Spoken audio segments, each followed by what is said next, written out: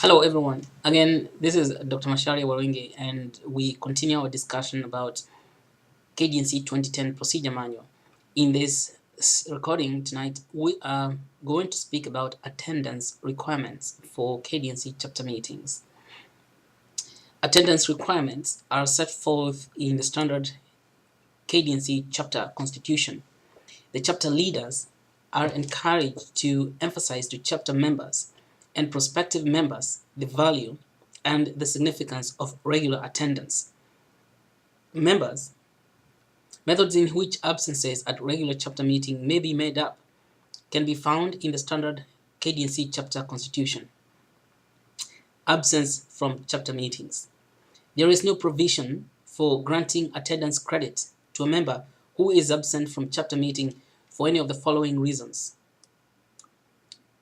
military service or National Guard duty, addressing other service chapters, attending an informal gathering of one KDNC, compulsory attendance session at a state legislation, jury duty. Attendance at KDNC meetings. The KDNC board has interpreted the standard chapter constitution to allow a chapter member to claim credit for two makeups when attending a KDNC meeting, such as a Wilaya conference, if the meeting takes place on more than one day, provided the days claimed for the attendance credit fall in period during which a makeup would otherwise be acceptable. Leave of absence. Chapters should inform members of their provisions to grant temporary leaves of absence as stipulated in the chapter's bylaws. Now, in this section, we are going to speak about classifications of different types of memberships and members. Classification provisions are set forth in Article 7 of the standard KDNC chapter constitution. Chapters may not elect a person to active membership from a classification in which the chapter already has 5 or more members, unless the chapter has 50 members, in which case the chapter may elect a person to active membership in a classification as long as it does not result in classification making up more than 10% of the chapter's active membership. Members who are retired are not included in the total number of members in the classification. The classification of a member of a chapter does not preclude election to active membership, even if the election results in chapter membership temporarily exceeding the above limitations. However, if a member changes classification, the chapter may continue the member's membership under the new classification. Each active member of a chapter is classified in accordance with member's business, profession, or type of community service. A classification describes either the principal and recognized activity of the firm, company, or institution with which a member of KDNC is connected, the member's principal and recognized businesses or professional activity, or the nature of members' community activity. For example, the employed electrical engineer, insurance adjuster, or business manager of a railroad company,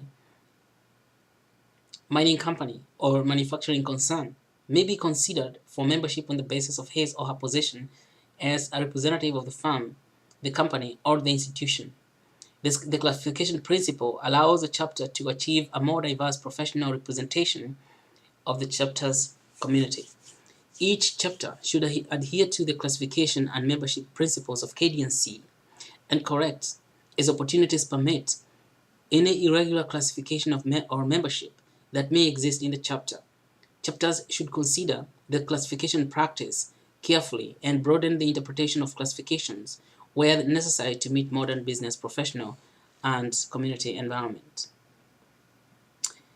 Balanced membership. Every chapter should have a well-balanced membership in which no one business, profession, or type of community service predominates. A chapter should review the demographics of an area and strive for membership that is representative of every recognized business or professional activity as well as individuals in the community.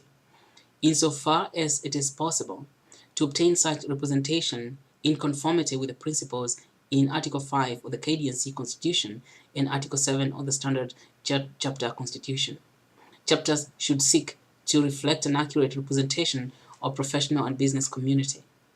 No chapter, regardless of the date of its admission into KDNC membership, may, by provisions of its constitution or otherwise, limit membership in the chapter on the basis of gender, race, color, creed, or national origin, or impose any conditions of membership not specifically described by the KDNC Constitution or bylaws.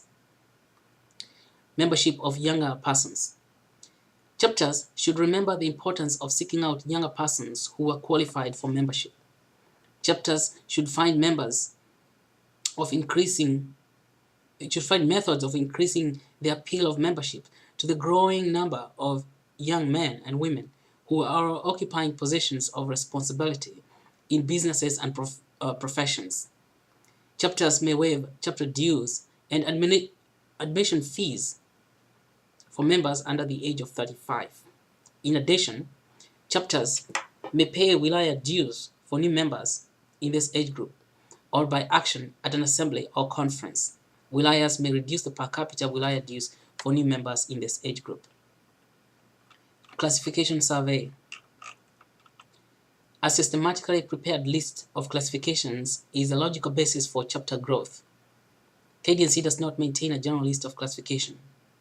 Chapters should maintain and use up-to-date classification surveys to develop and strengthen chapter membership.